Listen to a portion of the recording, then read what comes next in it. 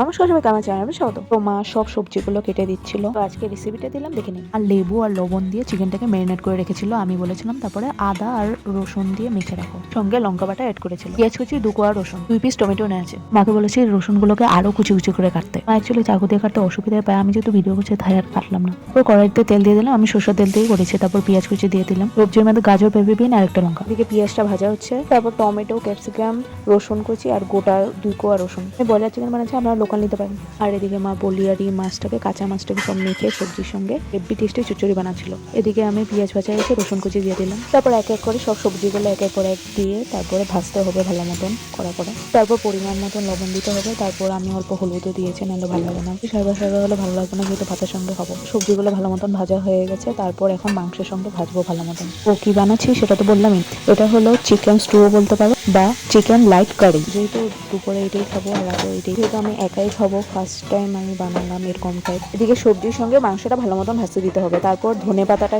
কেটে নেওয়া হয়েছিল। ধনে পাতার ডাটিগুলো দিলে নাকি ভীষণ ভালো, আমি মোবাইলেই দেখেছি ভিডিওতে, তো এটা নিয়েছি অল্প ধনে পাতা। এদিকে মাংস সিদ্ধ হচ্ছে, আর মাংসের মধ্যে অল্প হলুদটা দিয়েছি। আমি সবজি ভাজার সময় অল্প হলুদ আর মাংসের সময় অল্প হলুদ, নাহলে সাদা সাদা হয়ে থাকে, ভালো লাগবে না। দুপুরে খাবো, রাত্রেও খাবো, তরকারি টাইপই বানাচ্ছি, যেহেতু ভাত দিয়ে খাবো। দু কোয়া রসুনও দিয়ে দিলাম, মিক্স করে এটার সঙ্গে ভেজে নিলাম ভালো মতন। তারপর ক্যাপসিকামটাও টমেটো দিয়ে আরেকটু ভেজে নিলাম, যেহেতু নরম জিনিস নরম হয়ে যায়। তবে আরেকটু ভাজা ভাজা করে অল্পটুকু জল দিয়ে দিয়েছি, জল দিয়ে অল্প অল্প সিদ্ধ হতে দিয়েছি। তারপরে যখন জলটা হালকা ফুটতে থাকবে, সিদ্ধ হয়ে যাবে হালকা হালকা, তখন পরিমাণ মতন জল দিয়ে দিয়েছি। আপনারা মানুষ অনুযায়ী ওই পরিমাণে জল দিতে পারেন। আমি যেহেতু একাই খাবো, আমি এতটুকু জল দিয়েছি। তো ঝোলটাকে ভালো মতন ফুটতে দিতে হবে, আস্তে ধীরে করে স্টিম কমিয়ে রাখতে হবে। আস্তে ধীরে ফুটবে, সবকিছু সিদ্ধ হয়ে গেলে তারপরে ধনে পাতাটা এইভাবে আমি ম্যাশ করে দিয়েছি ছড়িয়ে।